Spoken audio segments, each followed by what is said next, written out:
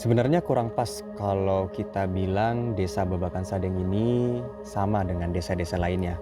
Karena selama kami KKN di sini, kami merasa Desa Babakan Sadeng ini memiliki ceritanya sendiri. Kami juga sempat berpikir kalau desa ini mungkin akan menjadi desa yang biasa-biasa saja, tetapi ada banyak sekali hal yang membuatnya terasa berbeda.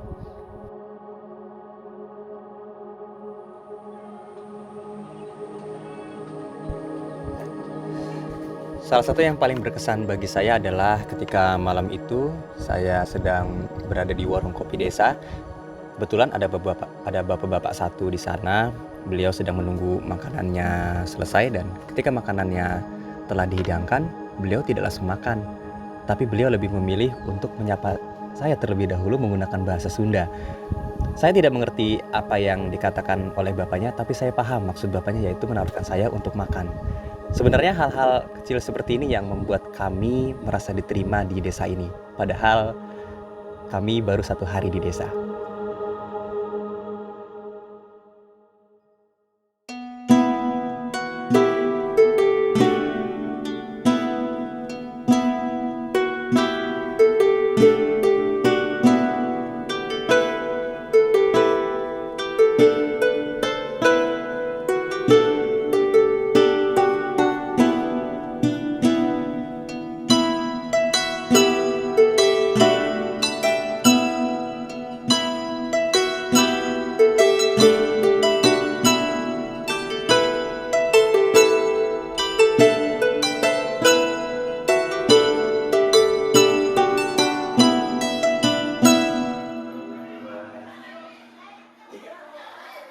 Baik Bapak, yang pertama bisa diceritakan secara singkat bagaimana sejarah atau asal-usul desa Babakan Sadeng ini dan apa makna nama desa?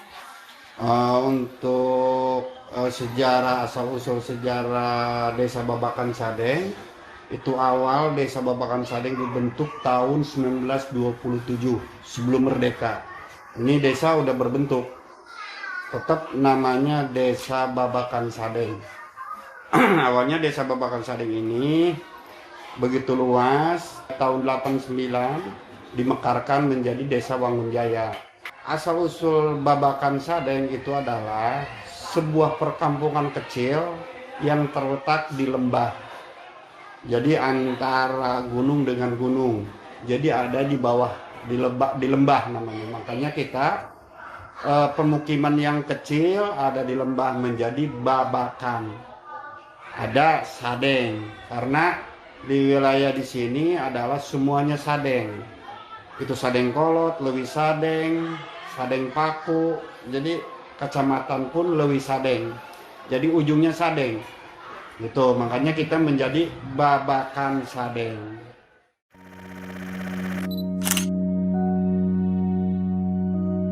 Sejujurnya ini adalah pertama kalinya saya mengajar anak-anak. Awalnya saya merasa gugup dan juga takut jika materi yang saya sampaikan tidak dapat dipahami dan juga membosankan. Ketika mengajar di SDN Babakan Sadeng adalah saya melihat bahwa siswa-siswa tersebut memiliki perilaku yang berbeda, memiliki keahlian yang berbeda. Saya belajar bagaimana menjelaskan ilmu kepada anak-anak, lalu belajar tentang sabar kepada anak-anak, bagaimana saya mengajarkannya. Di umur mereka yang masih sangat suka bermain dan juga cepat merasa bosan, yang dimana hal menantang tersebut adalah bagaimana kita harus meningkatkan kreativitas kita supaya mereka tetap fokus di dalam kelas. Mungkin saya nggak nyangka ya kalau saya itu ternyata bisa ngajar, bisa akrab ke anak-anak. Ngajarnya asik, anak-anaknya untung nggak pada bandel, mungkin karena faktor itu juga. Ada sih bandel 1 atau 2. Juga saya berterima kasih kepada guru-guru di SDN tersebut yang sudah menerima kami dengan baik dan juga dengan hangat. Serta saya berterima kasih untuk teman saya, untuk rekan saya selama di kelas, karena berkat rangkulan mereka, saya bisa percaya diri dalam menghadapi aktifnya anak-anak. Selama kuliah kerja nyata di Desa Babakan Sadeng, yang pertama itu saya mengisi materi anti bullying. Jadi kesannya anak-anak SD di sana sangat mendengarkan apa yang saya katakan. Di dalam kegiatan sosialisasi anti bullying di mana saya menjadi pemateri di sana, menurut saya tantangan yang besar bagi saya yaitu mengajak mereka fokus kepada materi yang saya sampaikan. Mereka juga susah menangkap materi tersebut sehingga saya harus memberikan contoh-contoh kepada mereka supaya mereka lebih bisa memahami. Mengajar bimbel merupakan pengalaman yang sangat berharga bagi saya. Saya belajar lebih sabar dan lebih kreatif untuk menghadapi berbagai karakteristik anak. Melihat senyum mereka dan semangat mereka dalam memahami materi merupakan momen yang paling menyenangkan bagi saya. Anak-anak itu rewel ya. Pertama ada yang nggak bisa baca, nggak bisa nulis, terus nggak ngerti perkalian, pertambahan, tapi seru lah.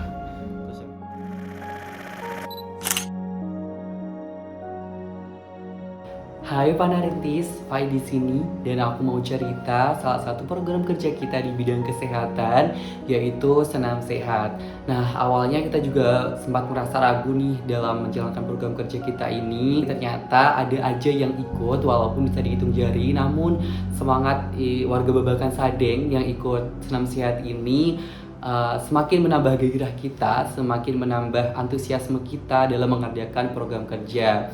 Nah, saya sendiri sebagai instruktur nih ceritanya, ya walaupun semangatnya lebih membara dari ibu-ibu yang ada di saat Senam Sehat ini, namun kita bersama-sama untuk memberikan edukasi tentang kesehatan, salah satunya melalui Senam Sehat ini.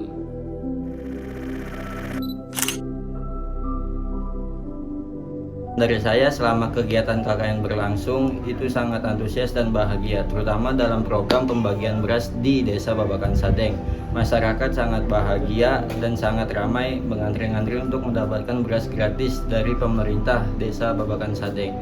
Awalnya saya merasa repot dan kewalahan karena saya harus mencari 600 orang dalam warga Desa Babakan Sadeng tersebut, mencari-cari dan membulak-balikan nama-nama warga tersebut. Nah, selain itu saya merasa senang dan bahagia karena saya dapat secara tidak langsung berkenalan dan berinteraksi dengan warga di Desa Babakan Sadeng. Nah, selain itu saya juga diajarkan dan belajar bagaimana caranya untuk meregistrasi warga untuk mendapatkan bakti pangan tersebut. Pada kegiatan bakti pangan, saya melihat bagaimana warga desa sendiri ini masih memerlukan bantuan pangan dari pemerintah pusat, dan juga saya melihat bagaimana proses penyaluran tersebut.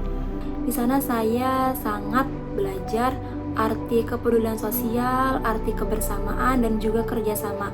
Karena berkat kerjasama yang baik antara saya dan teman-teman, antara kami semua dengan perangkat desa, kami dapat menyelesaikan, dapat melaksanakan kegiatan tersebut dengan lancar tanpa ada hambatan apapun.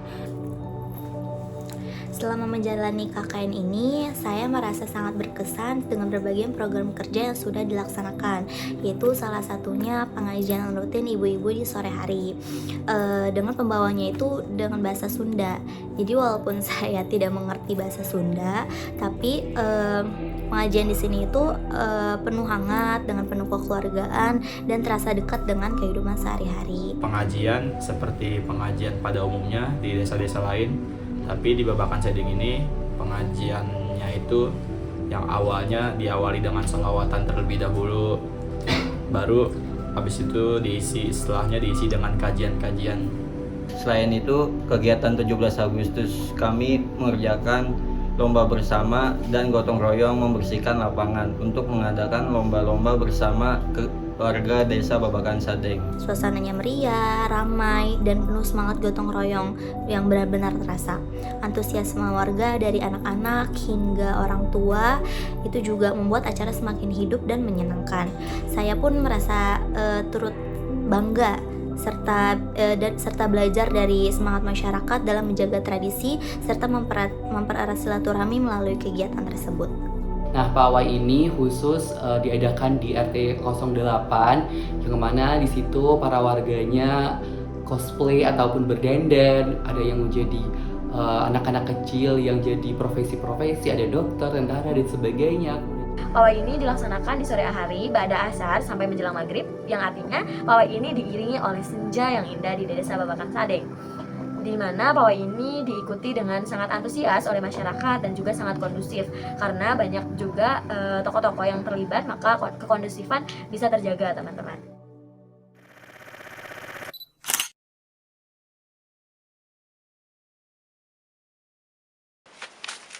Jadi awalnya itu kan kita biovlog ya. Biovlog itu kan mengandalkan namanya oksigen. Oksigen itu ini sama listrik. Nah, wilayah kita ini sering banget mati lampu ya. Jadi akhirnya kita dari biovlog ke budidaya yang biasa aja. Jadi awalnya nila, sekarang jadi lebih ke fokus ke lele. Apa sih namanya? Sering diikut sertakan pameran gitu. Kayak dari pameran. Kayak misalkan ada pameran desa, biasanya saya mewakili dari desa sini. Emang sih awal kendala gitu kan pemasaran, biasanya pemasaran. Biasanya pemasaran. Bingung kan dulu kan panen kemana ya nanti. Ternyata pas kita coba buat marinasi, alhamdulillah teman-teman juga support ya. Ayo katanya kita siap jadi reseller. Pernah saya kendala di budidaya itu pas nilai itu ya 50% mati. Listrik mati, oksigen mati. Ya 50% ikan mati, sempet down ya. Iya betul. Wah, kata saya ini gak bakal bener nih ya. Ya udah saya coba nih di lele. Ya mungkin kalau di lele sih, kalau saya rasain sekarang itu lebih nggak mengkhawatirkan lah. Kalau misalkan mati lampu juga nggak ngaruh.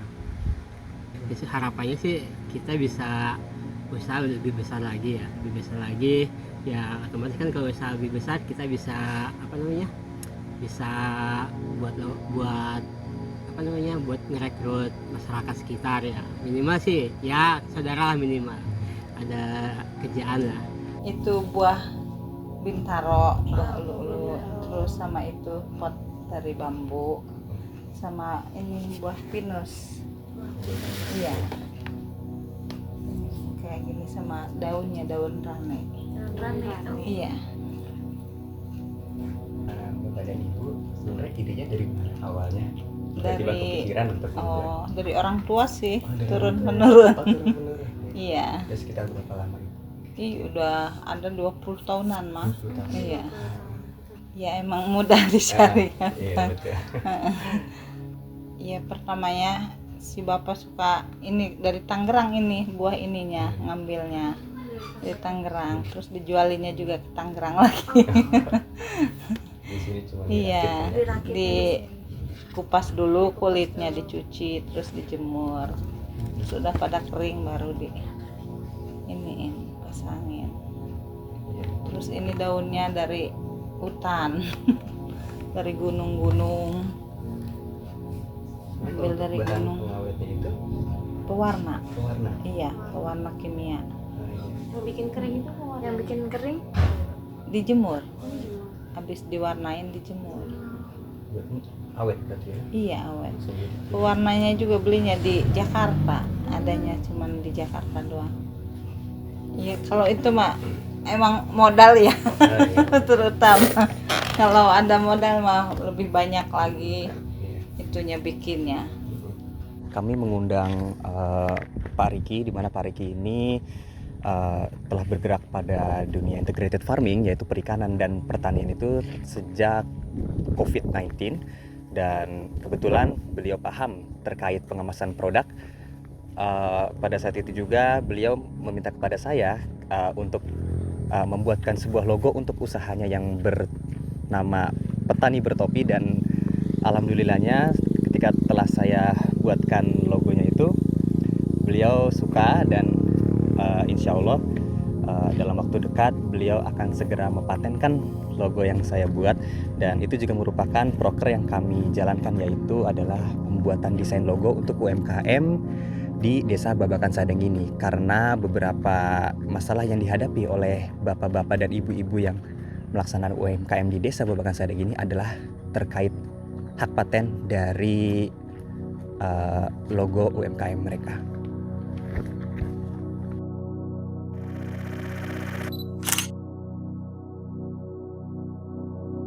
Untuk kami di desa kami tuh untuk kegotong royongan udah tinggal 20% lah kira-kira. Karena permasalahannya yang kegotong royongan tidak ada dikarenakan masyarakat melihat kita di desa itu banyak duit katanya. Jadi kita tinggal 20% lah kegotong royongan. Tapi dari sosial, gotong royong sosial itu tetap kita utuh. Sosial itu utuh. Yang kedua, kesadaran masyarakat itu sendiri untuk ingin bersih itu. Masyarakat kami masih tetap buang sampah sembarangan. Gotong royong juga ya masih kehitung asik lah, walaupun waktu gotong royong saya kurang sehat. Tapi namanya juga bareng-bareng sama warga, terus ada sama kelompok lain juga dari kelompok Umulkuro, masih terasa seru. Saya melihat bagaimana warga desa itu sangat erat sekali ikatan sosialnya.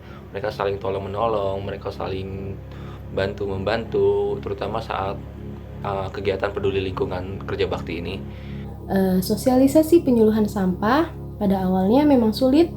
Kita memberikan materi kepada anak-anak tentang berbagai jenis-jenis sampah. Namun, dengan pendekatan yang menyenangkan, mereka dapat lebih memahami dan antusias dalam sosialisasi tersebut. Menjaga kebersihan lingkungan, memilah sampah organik, anorganik, sampai yang berbahaya. Hal sederhana ini membuat saya semakin yakin bahwa perubahan besar bisa dimulai dari langkah kecil, terutama melalui edukasi sejak dini. Selanjutnya itu ada proker penanaman pohon, yang dimana untuk proker ini sendiri kita menanam bibit pohon alpukat, mahoni, dan juga tebu buya.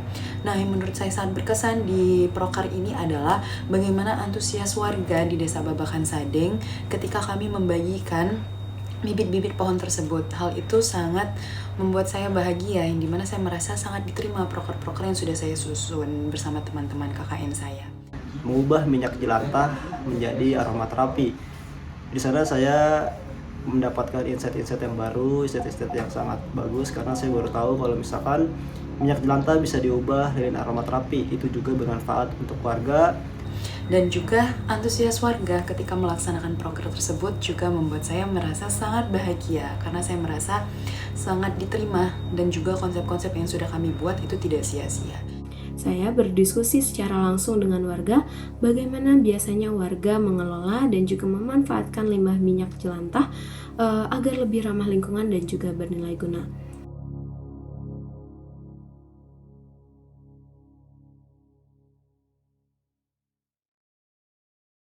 Saya bisa mati juga. Saya kira mungkin karena kering, karena kepanasan, kekurangan air. Bukan, kan hamanya banyak. Apa, seperti apa Pak hamanya dia? Keong. Oh, tutut bukan? Tutut ini. Iya, tutut ya. Keong. Keong emas namanya nih. Oh, iya ya. Udah ini dia hantem ganjur, penyakitnya ganjur, paling parah ganjur. Sekarang mah zaman canggih.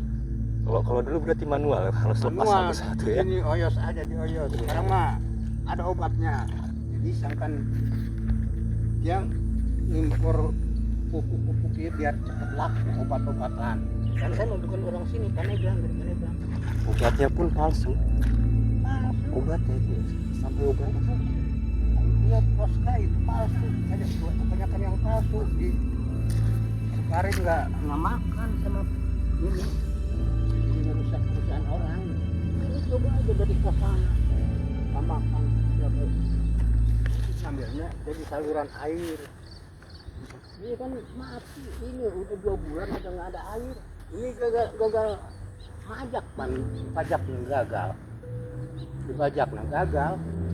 Waktu kemarin kan kering ini, nggak ada air. Kering. Bukan kering lagi.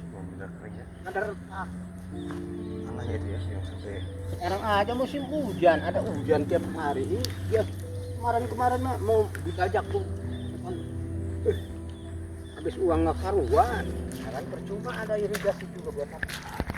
Belum turun lah dana. Berapa hektar tuh kesini kekeringan, kekeringan aja ini kalau panen. Nah itu bahaya. Kekeringan. Pusing saya nyawa di sini mah. Nggak yang ngajukan yang ke atas, ke itunya ke atasnya. Pakai laun kalau ngajukan semua atasnya kan bisa aja Pak ya. Oh, berapa hektar tuh dari situ ada. Kalau musim kemarau, kalau udah 1 bulan nggak ada air di sini. Banyak juga sekarang musim hujan.